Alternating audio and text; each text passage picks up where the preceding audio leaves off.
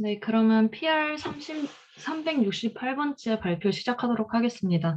저는 발표를 맡은 변윤선이고요. 오늘 말씀드릴 주제는 ICM의 2020년도에 퍼블리시된 Unsupervised Discovery of Interpretable Directions in the GAN Latent Space 라는 논문이고요. 앞서서 경선님께서 발표해 주셨던 PR 367번째 발표와 좀 비슷한 컨셉으로 GAN이라는 모델을 사용하는 것에 있어서 좀 더 에디팅을 하는 것에 좀 편리하도록 이 레이턴트 스페이스를 어떻게 하면 잘 조절할 수 있을까? 특정한 하나의 값만 잘 조정하는 것이, 컨트롤하는 것이 가능할까라는 주제로 봐주시면 될 것 같습니다. 오늘 순서는 Introduction, Proposed Method, Experiment, Conclusion 순으로 진행하도록 하겠습니다. 먼저 GAN 모델에 대해서는 아마 많은 분들이 알고 계실 텐데요. 어떠한 이미지 자체를 이제 새롭게 생성을 하거나 아니면은 아래의 그림과 같이 특정한 이런 요소들을 입혀서 새롭게 생성을 하는 이미지들, 그리고 하나의 요소들만 정확하게 바꿔 나가는 에디팅하는 그러한 작업들에도 GAN이 많이 활용이 되고 있고요. 가운데 그림과 같이 어떠한 얼굴에 대한 각도를 점점 이렇게 변화시켜가는 그런 이미지를 생성하는 작업들, 그리고 혹은 이제 이미지끼리 혹은 뭐 텍스트와 이미지 간에 이렇게 변환을 하는 작업이라든지 아니면 스프 레졸루션과 같은 이런 해상도를 좀 더 높여갈 수 있는 여러 가지의 이미지 관련된 작업들에 최근에 GAN 모델이 많이 사용이 되고 있습니다. 그래서 GAN 모델에 대해서 간단하게 좀 언급을 하고 이 중에서 어떠한 부분들을 좀 더 디테일하게 바꿔 나가려고 하는지에 대해서 말씀드리려고 합니다. 먼저 GAN 모델 같은 경우에는 많은 분들 알고 계시겠지만 제너레이터 그리고 디스크리미네이터 두 가지로 이제 구성이 되었다라고 말씀드릴 수 있겠고요. 이 두 가지의 네트워크를 같이 함께 조인트해서 이제 학습시키는 과정이라고 생각해 주시면 됩니다. 그래서 이제 아래 그림은 가장 좀 노멀한 그런 GAN에 대한 컨셉을 보여줄 수 있는 그림이고요. 랜덤 노이즈에 해당하는 이 Z 값을 이제 특정 분포상에서 랜덤하게 픽한 다음에 이 Z 값에 따라서 이제 제너레이터가 새로운 이미지들을 생성을 해낼 수가 있겠고, 이렇게 이제 생성된 이미지 그리고 리얼 이미지 두 가지를 잘 구분하는 디스크리미네이터 네트워크를 생성을 하게 됩니다. 그래서 이 제너레이터는 조금 더 리얼 이미지에 가까운 쪽으로 생성할 수 있게끔 학습이 되고요. 디스크리미네이터는 이 페이크 이미지와 리얼 이미지 두 가지를 잘 구분할 수 있는 방향으로 학습이 되게 되는데, 최종적으로는 이제 리얼 이미지에 가까운 그 페이크 이미지를 제너레이터가 잘 만들어냄에 따라서 이제 디스크리미네이터는 점점 그 제대로 된 그 리얼 이미지를 찾기가 좀 어려운 상태가 되는 것이 최종적인 목적이라고 보시면 될 것 같고, 그래서 결과적으로는 이 리얼 이미지 쪽의 분포와 제너레이트된 그 페이크 이미지 쪽의 분포 두 가지에 대한 차이를 좀 줄여나가는 것이라고 말씀드릴 수 있겠습니다. 그래서 아래쪽에 이제 나와 있는 그림은 이제 GAN 모델을 설명할 때 가장 기본적으로 많이 활용되고 있는 그림입니다. 아마 보신 분들이 많으실 것 같은데요. 그 위조 지폐범에 관련된 사례이고, 앞에서 말씀드린 것과 같이 특정 노이즈로부터 이제 제너레이터가, 여기에서는 이제 위조 지폐범이 될 것 같아요. 그래서 위조 지폐범이 이제 새롭게 지폐를 만들어내는 것이 페이크 이미지에 해당할 것이고, 이 경찰관 같은 경우에는 이 제너레이터가 만들어낸 페이크 이미지와 그리고 리얼 이미지, 리얼 머니를 잘 구분해내는 역할로서 이제 활용이 되게 됩니다. 그래서 이 둘의 그 쌍방의 조인트한 트레이닝 프로세스를 거치게 된다라는 컨셉으로 GAN이 구성되고 있고요. 그 프로세스는 위에 말씀드린 부분과 동일합니다. 그리고 랜덤 노이즈로부터 이제 그 노이즈를 그 셀렉팅을 한 다음에 그것을 이제 제너레이트를 통과시키면서 페이크 이미지를 만들어내고, 페이크 이미지와 리얼 이미지 두 가지를 이제 구분하는 D라고 하는 디스크리미네이터 네트워크를 이제 학습시키고 있고요. 이 두 가지가 이제 조인트해서 트레이닝이 되기 때문에 아래와 같이 민맥스 펑션으로 이제 오브젝티브가 설정이 되게 됩니다. 그래서 이제 오브젝티브를 간단하게 보시면 뭐 D의 관점에서 그리고 G의 관점에서 이 두 가지로 좀 나누어서 볼 수 있겠습니다. 그래서 결과적으로는 이제 간단하게 뭐 G 같은 경우에는 최대한 이 페이크 이미지를 잘 만들어내는 것이 목적이다 보니까 이 D의 입장에서 제대로 구분을 하지 못하는 것이 이제 최종적인 목적이 되겠고요. D 같은 경우에는 이것을 이제 잘 구분하는 것을 목적으로 다음과 같이 진행을 하고 있습니다. 그래서 여기서 지금 노테이션 하고 있는 G, Z 같은 경우가 이제 페이크 이미지 이고요. X라고 되어 있는 부분이 리얼 이미지라고 보시면 될 것 같습니다. 그래서 아래쪽에 그림도 보시면 이제 지금 점선으로 파란색 점선으로 되어 있는 부분이 디스크리미네이터로부터 만들어낸 이 분포이고요. 초기 같은 경우에는 다음과 같이 굉장히 플럭추에이션이 심하고 제대로 된 학습된 결과를 보여주지 못하는 그러한 현상이 보여지고 있고, 여기에 이제 점선, 검은색 점선으로 표현된 것이 실제 이미지에 대한 분포라고 보시면 됩니다. 그래서 오른쪽으로 갈수록 보시면 최종적으로는 지금 이 분포가 정확하게 일치하는 것으로 보시면 될 것 같고요. 여기에 보시면은 이제 이 파란색 점선, 아까 제가 말씀 잘못 드렸는데 그 분포가 디스크리미네이터의 분포는 이제 그 초록색 실선이라고 보시면 되고, 초록색 실선과 검은색 점선 두 가지가 이렇게 매칭이 되는 것을 보실 수 있고요. 이 파란색 점선 같은 경우에는 이제 그 확률값이라고 보면 됩니다. 이 리얼 이미지로 판단할 수 있는 확률값이 처음에는 불안정하지만 점점 이제 학습이 좀 진행될수록 어느 정도 안정되기는 합니다만, 최종적으로는 제너레이터가 페이크 이미지를 잘 생성함에 따라서 0.5의 값으로 수렴되는 그런 결과로 이해하시면 될 것 같습니다. 여기 아래쪽에 있는 부분은 이제 랜덤 노이즈를 처음에는 Z스코어를 랜덤하게 픽하는 부분에 대해서 지금 보여주고 있습니다. 그래서 이와 같은 방식으로 이제 겐이 기본적으로 좀 작동이 되고 있고요. 겐은 이제 이미지 관련해서 굉장히 많은 어플리케이션 분야에 이제 적용이 되고 있는데, 여러 가지 장점 그리고 또 단점들을 함께 가지고 있습니다. 장점 같은 경우에는 아무래도 기존의 이제 생성 방법들에 비해서 혹은 뭐 통계적인 방법들에 비해서 조금 더 리얼 이미지에 가까운 그런 결과들을 산출해낼 수 있다라는 것이 이제 걔네 가장 큰 장점이라고 할 수가 있겠고, 이제 학습을 하는 방식 자체가 데이터의 분포 자체를 이제 학습을 하는 거다 보니까 조금 더 베리에이셔널한 이미지들을 그 데이터들을 잘 생성해낼 수 있다라는 것이 이제 장점이 되겠습니다. 그리고 기존의 이제 생성 방법론들과 비교를 했을 때 조금 더 샤프하고, 그리고 그 디테일한 부분에 대해서 잘 표현할 수 있는 그런 이미지들을 결과적으로 만들어낼 수 있다는 장점이 있겠고요. 반면에 이제 좀 학습하기가 상대적으로 되게 까다롭다라는 단점이 존재합니다. 그래서 학습시키는 데에 대한 그 불안정성이 좀 어느 정도 있다 보니까 잘 학습시키기 위해서는 뭐 대량의 이미지가 필요하다든지, 아니면은 뭐 작은 그 파라미터 값들을 아주 미세하게 잘 조정하는 것이 필요하다든지, 이와 같은 굉장히 많은 테크니컬적인 부분들이 조금 필요하다라는 것이 단점이 되겠고요. 그리고 이제 여러 클래스에 대해서 학습을 시키는 경우에 이제 생성되는 이미지들도 여러 가지 좀 다양하게 나와야 되는데, 그렇지 않고 한두 개의 클래스에 조금 더 몰려서 이렇게 생성되는 경우들도 있어서 이런 부분들에 대한 조절도 좀 쉽지 않다라는 부분이 되겠습니다. 그리고 이제 세 번째 같은 경우가 가장 좀 걔네 학습시키는 데 있어서 실질적인 어려움이라고 좀 말씀드릴 수 있겠는데요. 일단은 좀 이 생성 방법론이다 보니까 명확하게 생성이 잘 되었다라고 좀 평가할 수 있는 매트릭이 객관적으로는 좀 부족한 상황이고, 그리고 스토핑 포인트를 어디로 잡느냐에 따라서 또 발산하는 것이 달라지기 때문에 이런 부분들에 대한 미세한 좀 조정이 필요한 상황이고요. 마지막으로 이제 겐에 대한 그 학습 결과는 굉장히 좋게 보여진다라는 것이 많이 입증이 되었지만, 이것들을 어떻게 세밀하게 좀 더 컨트롤할 수 있을지, 그리고 그 움직이는 과정들, 세밀하게 조정이 되는 과정들에 대해서 우리가 직관적으로 좀 해석할 수 있는 방법이 있는지에 대해서는 아직도 좀 많은 연구들이 필요하고 지금도 많이 진행이 되고 있습니다. 그래서 오늘은 이 여러 가지 겐의 뭐 장점이나 단점들 중에서 이 마지막 부분인 해석 그리고 컨트롤하는 것에 관련된 부분에 대해서 다루려고 합니다. 그래서 본 논문의 이제 모티베이션이 앞에서 말씀드렸던 부분 중에서 걔네 인터프리터빌리티에 대한, 그러니까 어떻게 하면 해석을 조금 더 직관적으로 할 수 있고 하나의 요소에 대해서만 세밀하게 컨트롤을 할 수 있을까에 대한 부분이라고 보시면 될 것 같고요. 이제 기존의 겐으로 혹은 뭐 다른 그 해석 관련된 그런 연구들에 대해서 이제 몇 가지의 좀 한계점들이 있어서 이런 부분들을 좀 개선을 하려고 합니다.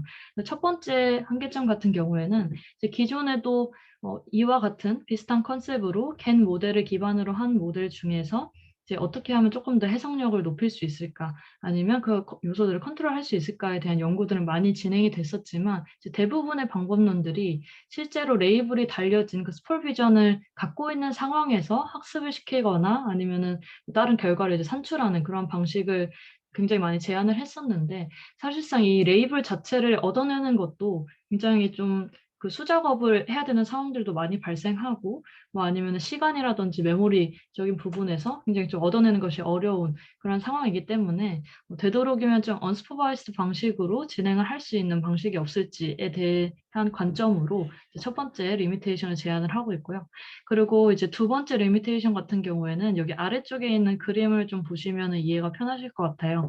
왼쪽 그림과 같은 경우에는 이제 랜덤하게 이 방향, 그 레이턴트 스페이스 상에서의 방향 혹은 움직이는 그 양 자체를 조절을 해봤을 때 기존 방법 같은 경우에는 지금과 같이 어떤 6이라는 지금 엠리스트 아마 데이터인 것 같은데 이 6이라는 숫자에 대해서 이제 점점 이렇게 조정을 할수록 지금 8로 이동을 하고 있고 또 이 각도 자체에도 아래쪽에 보시면 조금씩 달라지고 있어요. 그래서 뭐 기존에는 각도 하나만 움직이고 싶다든지 아니면 뭐 두께만 바꾸고 싶다든지 하는 그러한 사례이지만 이와 같이 여러 가지 요소들이 지금 한꺼번에 바뀌는 것을 확인을 할 수 있습니다. 그래서 이러한 부분들을 조금 조정을 하고 싶다라는 파트이고 결과적으로는 오른쪽 그림과 같이 이 8이라는 하나의 숫자에 대해서 이 각도만 이렇게 조절을 하는 혹은 위의 그림처럼 두께만 조절을 하는 하나의 요소에 대해서만 조절을 할 수 있는 방법을 좀 제안을 하고 싶다라는 것이 두 번째 모티베이션이 되겠습니다. 그래서 논문에서 이제 인터피어런스를 조금 줄이고 싶다라는 부분이 해당 파트라고 이해해 주시면 될 것 같습니다. 그래서 이제 기존에 이 블랙박스라고 많이 이야기를 했었던 이 겐 모델에 대해서 이제 결과적으로 이 논문에서는 뭐 티크니스 하나만 조절을 잘 하거나 아니면 뭐 헤어라든지 아니면 이 로테이션 되는 그 각도라든지 아니면 이제 그 앞에 포그라운드가 아닌 그 백그라운드에 대해서만 블러리 처리를 잘 한다라든지 혹은 맨 아래처럼 백그라운드 자체를 조금 제거하는 그런 방향으로 딱 하나의 요소에 대해서만 다른 인터페어런스 없이 이제 조절을 할 수 있는 방식이 있을지, 그리고 이것이 그 사람이 보기에도 굉장히 직관적으로 이해할 수 있을 정도로 변화가 나타날 수 있을지 이 두 가지 관점에 대해서 좀 중점을 두고 있다라고 생각하시면 될 것 같습니다.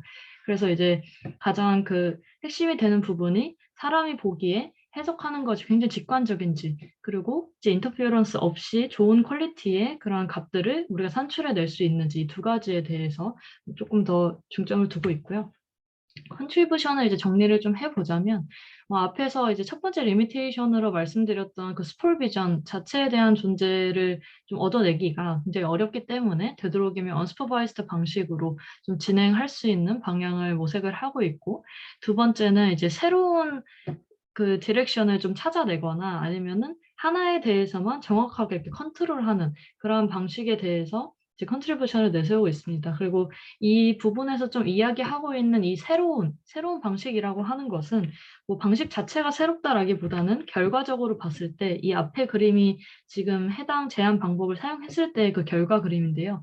보시면 티크니스나 헤어 그리고 로테이션, 뭐 백그라운드 블러와 같은 경우에는 이전 연구들에서도 굉장히 많은 사례들로 이렇게 결과를 산출을 했고 또 연구를 했던 분야들인데, 맨 아래쪽에 있는 이 백그라운드 리무버 같은 경우에는 기존 연구에서 좀 제한하지 못했던 부분이라고 합니다. 그래서 이러한 좀 새로운 다이렉션에 대해서도 좀 찾을 수 있었다라는 것이 두 번째 컨트리뷰션이라고 보시면 될 것 같습니다. 그래서 정리를 하면 이제 논문에서 이야기하는 것들이 이 아래에 이제 세 가지 정도라고 보시면 되고요.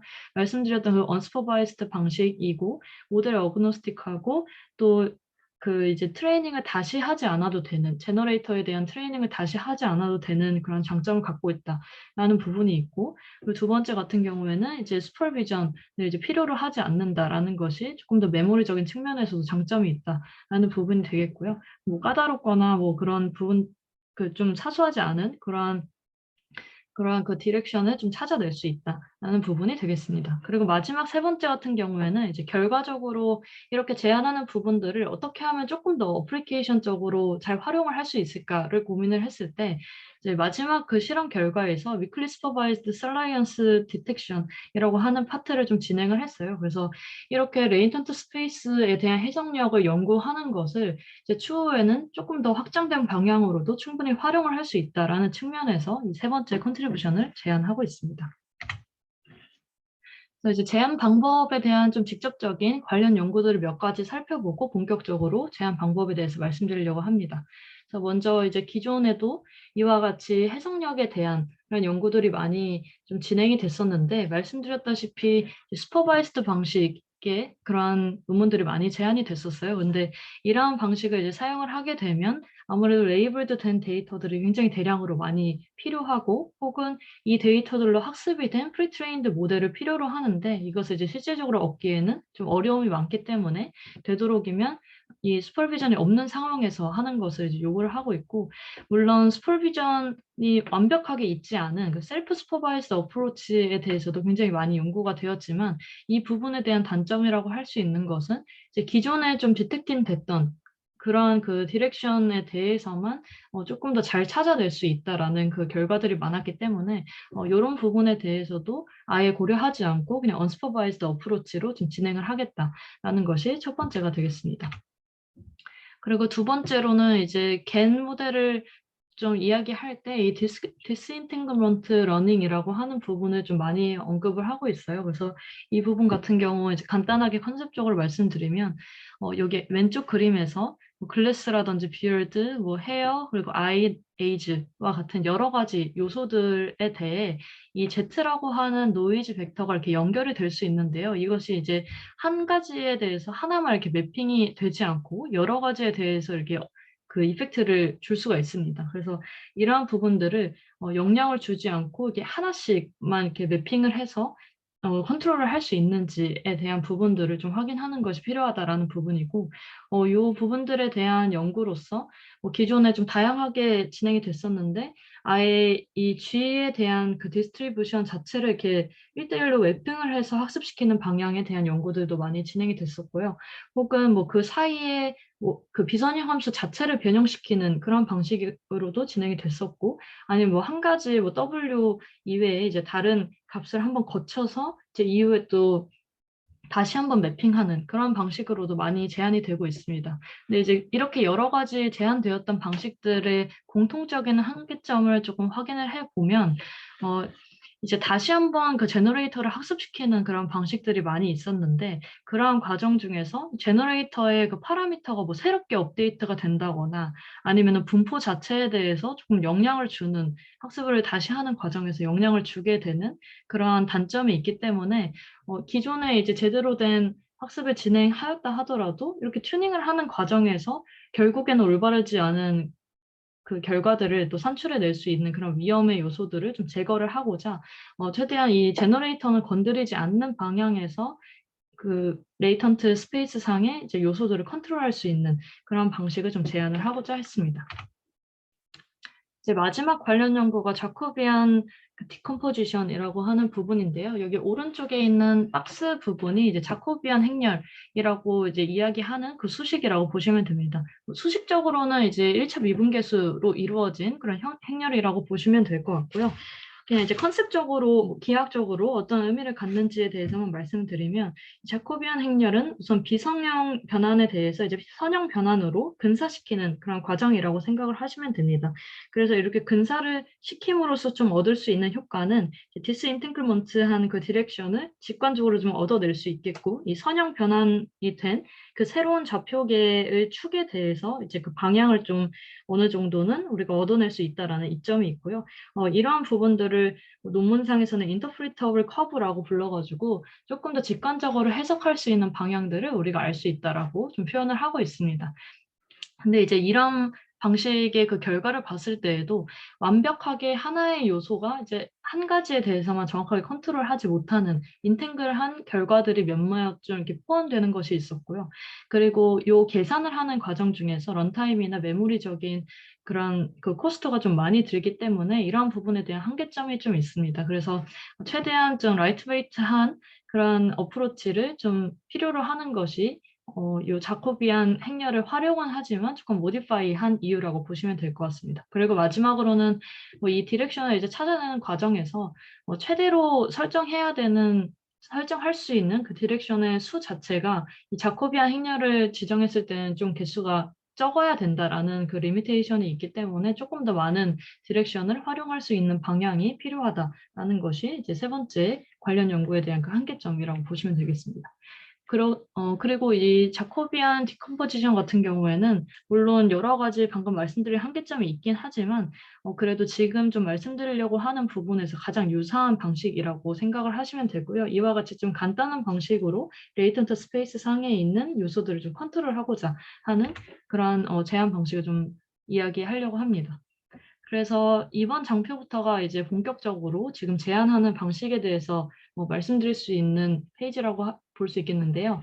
여기 가운데에 있는 요 스키마 자체가 이제 제안하는 방법의 오버뷰 그림이라고 보시면 됩니다. 그래서 전체적인 구조를 보시면 여기 이제 G라고 되어 있는 것이 기존에 우리가 알고 있던 그 제너레이터라고 보시면 되고요. R이라고 되어 있는 것은 디스크리미네이터는 아니지만 리컨스트럭터라고 해서 새롭게 이제 정의한 네트워크라고 보시면 됩니다. 그래서 이제 이 파트에서 중요한 것은 이제 사전에 그 학습이 되었던 프리트레인드 제너레이터와 리컨스트럭터 이 두 가지에 대한 그 조인트 그 트레이닝을 통해서 이제 K라고 하는 어떤 레이터트 스페이스 상에서의 디렉션, 그 방향에 대한 설정과 그리고 이 엡실론에 대한 그 어느 정도 좀 조절을 할 수 있는지에 대한 그 크기라고 보시면 되는데요. 그래서 정도 혹은 크기에 대해서 좀 추정을 할 수 있는 그런 모델을 이제 구성을 하였다라고 보시면 될 것 같습니다. 그래서 이제 전체적인 구조를 좀 한번 말씀을 드리면 지금 여기 K라고 되어 있는 것은 이제 특정한 방향에 대해서 그 디렉션을 이제 사전에 좀 몇 가지 정도 설정을 해 놓은 부분이고요. 이것을 이제 원하드 인코딩을 한 것이 EK라고 말씀드릴 수 있겠습니다. 그래서 이 EK라고 하는 것이 어느 정도의 정해진 그 디렉션 방향이라고 보고, 그러니까 디렉션이 될 수 있는 캔디데이트라고 보시면 될 것 같습니다. 그리고 이제 중간에 요 Z라고 하는 값은 기존의 그 제너레이터를 이제 통과시키기 위해서 랜덤하게 픽했던 그 랜덤 노이즈라고 보시면 될 것 같고요.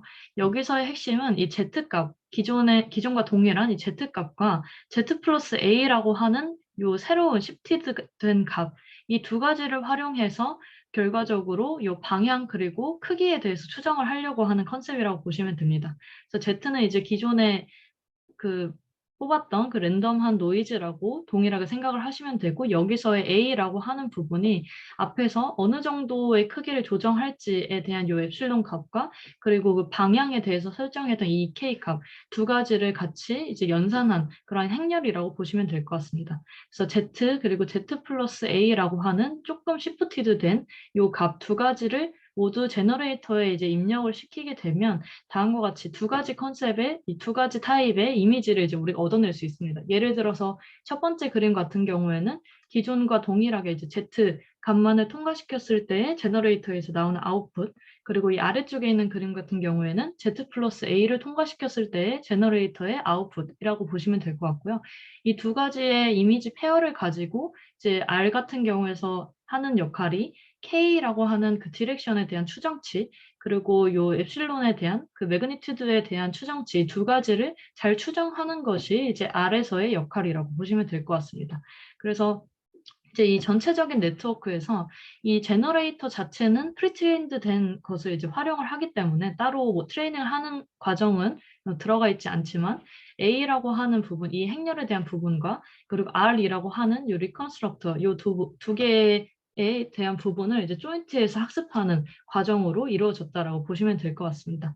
그래서 앞에서 이제 여러 가지 리미테이션에 대해서 말씀을 드릴 때 기존 연구 같은 경우에는 이 제너레이터를 뭐 다시 트레이닝하거나 아니면은 추후에 다른 변환 작업을 하는 과정에서 분포라든지 아니면 파라미터 자체에 또다시 이제 영향을 주는 경우가 있다고 말씀드렸었는데 지금 제안하고 있는 이 방식은 이 프리트렌드 된 제너레이터를 그대로 사용하고 제너레이터를 업데이트하지는 않기 때문에 기존 데이터 분포에 대해서는 영향을 미치지 않는다라는 장점을 갖고 있다고 말씀드릴 수 있겠습니다. 그래서 이제 이 스키마에서 가장 중요한 부분은 K, A, R 이 세 가지 파트에 대해서 어떻게 잘 설정하는지가 사실상 가장 중요한 부분이라고 말씀드릴 수 있겠습니다. K 같은 경우에는 그 디렉션에 대한 넘버라고 보시면 되고요. 이 부분은 사실 하이퍼 파라미터이기 때문에 뭐 원하는 그 방향의 개수에 대해서 임의로 좀 설정을 하게 되고 이 중에서 이것을 이제 캔디데이트로 가지고 가장 적합한 그 디렉션을 찾아내는 방식이라고 보시면 됩니다. A 같은 경우에는 제가 말씀드렸던 것과 같이 요 엡실론 EK에 대한 부분을 이제 행렬로서 매트릭스로서 이제 표현한 부분이라고 보시면 될 것 같습니다. 그래서 여기 보시면은 이제 DK의 디멘전에 대한 그 매트릭스인데 여기서의 D는 기존의 그 제너레이터의 레이터드 스페이스 상에서의 디멘전의 개수와 이제 동일하게 설정을 하면 되고 여기서의 K 같은 경우에는 앞에서 이제 설정했던 하이퍼 파라미터 K와 동일하게 설정을 하면 됩니다. 그리고 마지막 부분에 있는 이 리컨스트럭터 R 같은 경우에는 이제 인풋으로는 이 두 개의 이미지 페어를 얻어가고 그리고 아웃풋으로는 실제 뭐 이동을 해야 되는 그 크기에 대한 엡실론 추정치 혹은 디렉션에 대한 K의 추정치 이 두 가지를 이제 아웃풋으로 내고 있고요. 이것을 얼마나 잘 추정을 하고 있는지가 이 R에 대한 성능이라고 보시면 될 것 같습니다. 그래서 전체적으로는 이와 같은 이제 구조로 좀 제한 방법이 수행이 되고 있고 이제 오브젝티브 펑션을 어떻게 구성했는지에 대해서 좀 말씀드리려고 하는데 보시면 우선 LCL이라고 되어 있는 부분, LR이라고 되어 있는 크게 두 가지의 파트로 오브젝티브 펑션이 구성이 되고 있습니다. 그래서 보시면 이제 CL이라고 된 것은 크로스 엔트로피라고 보시면 되고요. 여기 R이라고 된 것은 이제 리그레션이라고 보시면 됩니다. 그래서 K라고 된 것은 앞에서 말씀드렸던 디렉션, 그 방향에 대해서 이야기를 하고 있기 때문에 적합한 방향으로 잘 설정을 하고 있는지에 대해서 크로스 엔트로피를 설정을 한 부분이고 뒤쪽에서는 이제 엡실론이라고 해서 어느 정도로 컨트롤을 할지에 대한 그 크기에 대한 부분인데요.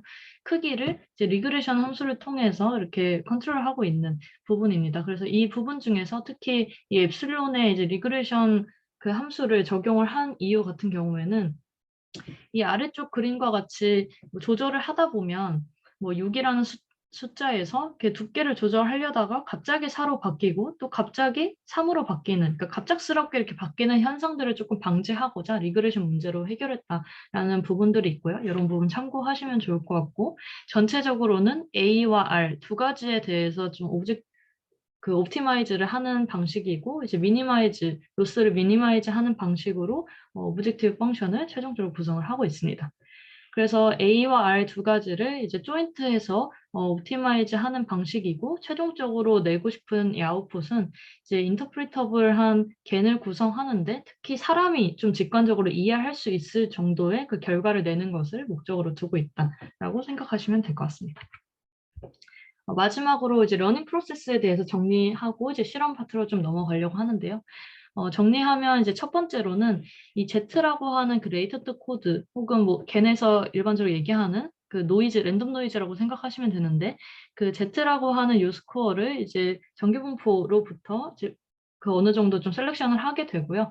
그 셀렉션한 Z 스코어 플러스 A라고 하는 요 값을 이제 시프트드 레이터드 코드로서 다시 설정을 하게 됩니다. 그래서 A라고 하는 것을 설정을 할 때에는 엡실론과 EK 이 두 가지를 좀 활용을 하게 되고 그래서 결과적으로는 Z 그리고 Z 플러스 A 이 두 가지의 코드를 같이 제너레이터에 패싱하게 되면 두 가지의 페어 이미지를 이제 얻어낼 수가 있습니다. 그래서 이 얻어낸 이미지를 이제 아래 인풋으로 집어넣고요. 아웃풋으로는 K 그리고 그 엡실론 두 가지에 대한 추정치를 좀 얻어내는 방식으로 이 R 네트워크를 학습시킨다라고 보시면 될 것 같습니다. 그래서 이러한 부분들을 이제 전체적으로 좀 옵티마이즈를 하면서 제너레이터의 성능 자체에는 영향을 주지 않은 상황에서 어느 정도 시프트를 시켰을 때 그리고 어느 방향으로 시켰을 때 결과가 달라질 수 있는지에 대해서만 좀 조절할 수 있는 그런 네트워크를 구성했다라고 보시면 될 것 같습니다. 실험적인 부분을 한번 보시면 우선 그 리컨스트럭터 그 R 부분인데요. R 부분에 대한 네트워크는 뭐 르넷이나 그 레지넷 18 같은 이러한 구조들을 좀 사용했었고 뭐 여러 가지 데이터셋에 대해서 이제 채널의 수라든지 아니면 뭐 헤드의 수 이런 식으로 좀 구성을 했습니다. 자세한 부분은 논문 참고해 보시면 좋을 것 같고요. 이때 이제 오른쪽에 나와 있는 구조로서 R 네트워크를 좀 구성했다라고 보시면 될 것 같고 그리고 이제 트레이닝 샘플 같은 경우에는 그 레이턴트 코드 자체를 일단은 랜덤 샘플링 하는 부분이 필요하기 때문에 이 정규 분포에서 샘플링을 했다라고 보시면 되고요. K라고 하는 그 디렉션 그리고 엡실론이라고 하는 그 매그니튜드 두 가지에 대해서도 이 범위 내에서 이제 샘플링 했다라고 보시면 될 것 같습니다. 그리고 K라고 하는 것이 이제 하이퍼 파라미터이기 때문에 이것을 어느 정도 설정할지에 따라서 그 결과가 조금씩 달라지고 있고요. K와 A를 이제 설정하는 이 두 가지 단계가 그래서 포함되어 있다라고 보시면 될 것 같습니다. A 같은 경우에는 이제 실험적으로 좀 여러 가지 진행을 했다라는 내용들이 있는데, 뭐 예를 들면 이제 유닛 랭스를 가지고 있다라는 조건 한 가지만 포함하거나, 아니면 오토노멀 요 매트릭스를 구성해야 된다라는 조건 한 가지만 포함하거나, 뭐 두 가지를 모두 포함하는 경우, 이렇게 다양한 시나리오로 좀 진행을 했다라는 내용이 있습니다. 그 유닛 랭스라고 하는 것은 여기 나와 있는 수식처럼 이제 랭스 길이가 1인 그 벡터를 이야기하고 있고요. 올토노멀 같은 경우에는 위에 이 그림과 같이 이제 90도 요 직교하는 행렬이라고 보시면 되고, 그때 랭스가 이제 1인 파트를 이 두 가지 모두를 고려했다라고 보시면 될 것 같습니다. 그래서 결과적으로는 A에 대한 실험 조건을 이렇게 두 가지 모두 고려할 수 있도록 설정했을 때 가장 좋은 성능이 났다라고 이야기를 하고 있습니다. 실험 결과입니다. 여러 가지 데이터셋에 대한 그 결과들이 좀 포함되어 있는데, 먼저 엠니스트에 대한 결과를 보시면 8이라는 숫자 그리고 2라는 숫자 한 가지씩에 대해서 이제 티크니스를 좀 변화시켜 가는 그런 모습이고요. 뭐 이 숫자 자체가 변화하거나 뭐 앵글이 변화하지 않는 상황에서 정확하게 이제 두께만 변화하는 것을 확인할 수 있습니다. 그리고 이 옆에도 이제 너비 자체만 한 가지에 대해서만 변화를 시키고 있고, 아래쪽에도 점점 오른쪽으로 갈수록 이렇게 좀 둥근 형태, 특히 이제 오른쪽으로 많이 둥근 형태로 숫자가 구성된 것을 확인할 수 있습니다. 그리고 이제 앵글 같은 경우에도 다른 부분에 대해서는 영향이 없고 이 각도에 대해서만 조금씩 틀어지고 있다라는 부분을 보여주고 있고요. 여기서 이제 하고 싶었던 부분이 다른 요소에 대해서 이제 인터피어런스 없는 상태에서 한 가지에 대해서만 정확하게 컨트롤하는 파트였기 때문에 이와 같이 한 가지씩 별도의 실험을 진행했다라고 보시면 될 것 같습니다. 그리고 오른쪽 그림 같은 경우에는 이제 3, 뭐 8, 6 이러한 숫자들이 지금 좀 정해져 있는데, 뭐 6은 아니고 이제 8에 대한 게 제대로 좀 안 돼서 지금 6처럼 이렇게 보이는 현상인데요. 이런 것들이 이 스텝을 좀 진행함에 따라서 조금 더 이렇게 변화를 할 수도 있고, 아니면은 이제 안정적인 그런 모습들을 이제 보여줄 수 있다라는 뭐 그러한 파트로서 지금 첨부를 하고 있습니다. 그래서 이제 충분히 학습이 진행되었다라고 이야기할 수 있는 맨 마지막 줄을 보시면 이제 8이라고 하는 숫자 한 가지에 대해서만 정확하게 이제 두께만을 늘려가는 방향으로 시프트 시키고 있다는 것을 좀 확인을 할 수가 있겠습니다. 그래서 초반에는 그런 부분들을 잘 보이지 않았지만 점차 학습을 통해서 좀 더 잘 진행되는 것을 확인할 수 있었다는 내용이고요. 여러 가지 데이터셋에 대해서 이제 좀 진행을 했던 결과들을 몇 가지 첨부를 했습니다. 그래서 보시면은 이제 총 3가지 데이터셋에 대해서도 추가적인 실험을 진행했는데, 특정 애니메이션 이 그림에 대해서 이제 머리의 색깔을 뭐 변화시킨다든지, 아니면 내추럴한 그런 느낌들을 조금 추가를 한다든지, 아니면 이 헤어에 대한 그 방향을 조금씩 바꿔본다든지, 아니면 뭐 안경에 대한 부분들을 점차 이렇게 추가를 해본다든지, 이렇게 한 가지에 대해서만 좀 컨트롤하는 부분이고, 마찬가지로 헤어 부분 아니면 스킨 부분에 대해서 컨트롤을 했고요. 이미지넷에 대한 그림도 그뭐 줌을 조금씩 이렇게 줌을 키워 본다든지, 아니면은 뭐 로테이션을 해본다든지, 뭐 백그라운드를 아까 이야기했던 것처럼 백그라운드만 블러리 처리를 한다든지, 그리고 이제 마지막으로 좀 새롭게 결과적으로 찾아냈다라는 부분이 말씀드렸던 그 백그라운드를 점차 이렇게 제거할 수 있는 부분인데, 특히 이 부분을 활용해서 뒤쪽에서는 그 설라이언스 디텍션 과정을 이제 수행을 하게 됩니다. 그래서 백그라운드만 이제 제거를 하게 되면 정확하게 포어그라운드를 얻을 수 있기 때문에 이 포어그라운드만 활용을 해서 이제 시멘틱 맵 자체를 정확하게 우리가 좀 찾아낼 수 있고, 이것을 활용해서 또 다른 쪽으로도 어플리케이션 할 수 있다라는 방식으로 추가 실험을 좀 진행을 하고 있습니다. 방금 말씀드렸던 부분이 이제 해당 장표라고 보시면 될 것 같아요. 그래서 이제 위클리 슈퍼바이드 설라이언스 디텍션 부분을 이제 수행을 했는데, 이 첫 번째 그림 같은 경우에는 그 백그라운드 자체만 이제 제거를 한 것이 이 두 번째 라인이라고 생각하시면 됩니다. 이 첫 번째가 이제 원본 데이터이고요. 원본에서 백그라운드를 제거했을 때 이와 같이 얻을 수 있기 때문에 이런 포어그라운드 부분만 정확하게 이 맵을 좀 구성을 할 수 있다라는 것을 보여주고 있습니다. 그리고 이러한 부분들을 이제 활용해서 아래와 같이 이제 마스크 자체를 새롭게 생성을 할 수 있고, 이 생성된 마스크는 또 다른 부분에 어플리케이션 될 수 있기 때문에 이러한 연구가 이제 추후에 조금 더 활용도가 높다라는 측면에서 해당 결과를 보여주고 있습니다. 오른쪽에 있는 부분은 이제 K라고 하는 숫자를 설정함에 따라서 결과가 어떻게 달라지고 있는지, 그리고 좀 몇 가지, 한 두 가지 정도의 지금 평가 지표를 사용을 하고 있는데, 평가 지표에 대한 그 결과를 좀 보여주고 있고요. 여기 람다라고 하는 마지막 부분은 앞에서 그 로스 펑션, 오브젝티브 펑션에 대해서 두 가지 텀이 있었는데, 뒤쪽 그 리그레션 텀에 보시면 이제 그 람다라고 하는 파라미터가 붙어 있어요. 그래서 그 파라미터 값에 따라서 어떻게 결과가 바뀌고 있는지에 대해서 이야기를 하고 있습니다. 여기서의 이제 MOS라고 하는 부분은 민 오피니언 스코어라고 하는 부분의 약자이고요. 여기서 좀 보여주려고 하는 부분은 개별적인 그 요소들에 대해서 어느 정도 해석을 잘 하고 있는지에 대한 그 해석력을 평가하는 지표라고 보시면 될 것 같습니다. 그래서 이 값 자체가 결과 자체가 그 Z라고 하는 랜덤 노이즈가 점차 이렇게 변화함에 따라서 한 가지 요소에 대해서만 정확하게 매핑이 되고 변화하고 있는지에 대한 부분을 첫 번째로 체크를 하고, 두 번째로는 이것이 사람이 보기에 굉장히 해석하기 쉬운 방향으로 바뀌고 있는지에 대해서 이제 사람이 좀 직관적으로 평가하는 방식이라고 보시면 되고요.